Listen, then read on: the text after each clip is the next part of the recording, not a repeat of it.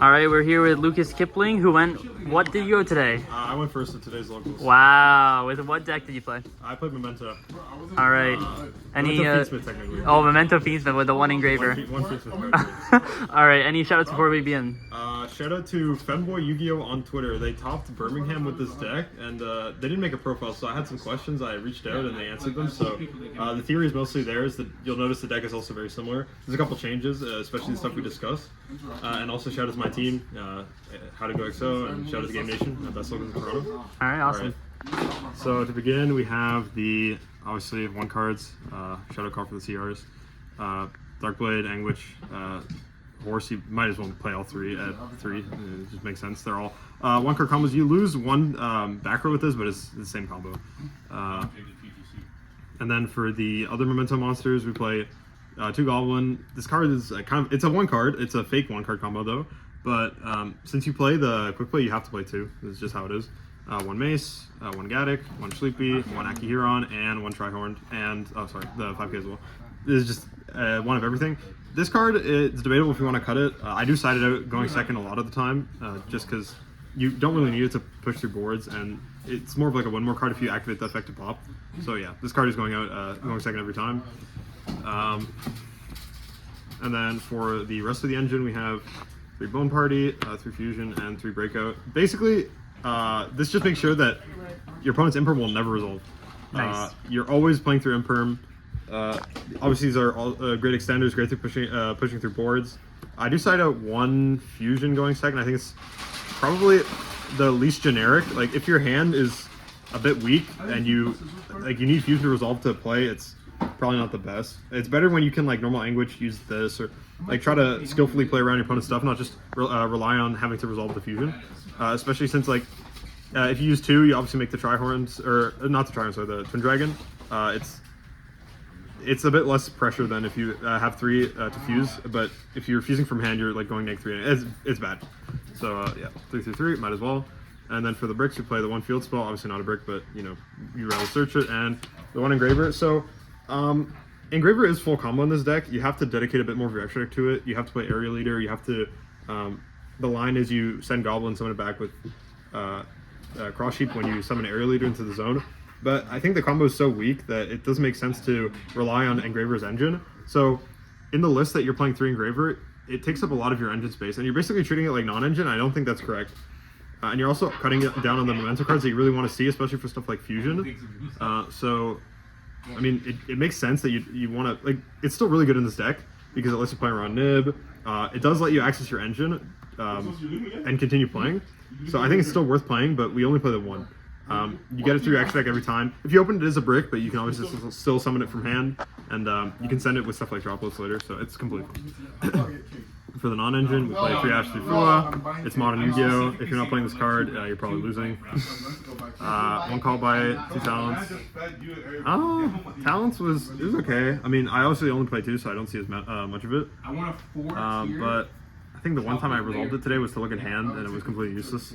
But in a vacuum, it's great, I guess. 3 Droplet, 3 Super Volley. So Super Volley was the new addition to the deck. Basically, before we were playing, I think Slayer or Metal, whatever we were playing before, it's not good against Blue Eyes. So instead of playing this to beat the Blue Eyes decks, which nobody at this local plays it, so it's not really how it didn't come up. But it's still a good card. Obviously, your opponent can't respond. It's very hard to interact with this, so you just have to board, and it's I just think about 2 more copies of Droplets. It's basically the same thing. So that was it for the main deck. 43 cards, 15 non-engine. It's pretty good. Extra deck, the 2 big guy and the 1 Twin Dragon. This is just standard if you're playing anything that isn't pure. If you're playing pure, you bump this up and you bump this up. That's standard. For the Fiendsmith stuff, we play the 1 Necroquip. You need it for Fiendsmith. Lacrima's banned. This lets you access your Goblin through Cross Sheep if you need it. So that comes up when you have Anguish, Tatsu. You get interrupted on your Tatsu, you make this. If you need it 1 more extender, but you can still keep playing if you do.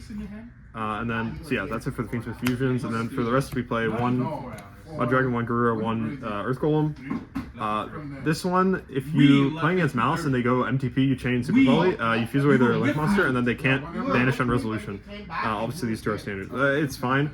The alternative to this would be the Dracostapelia, but it's not necessary. I mean, you can still make it in engine. Like, there's still Memento decks that do play the Dracostapelia, but it's a win more card.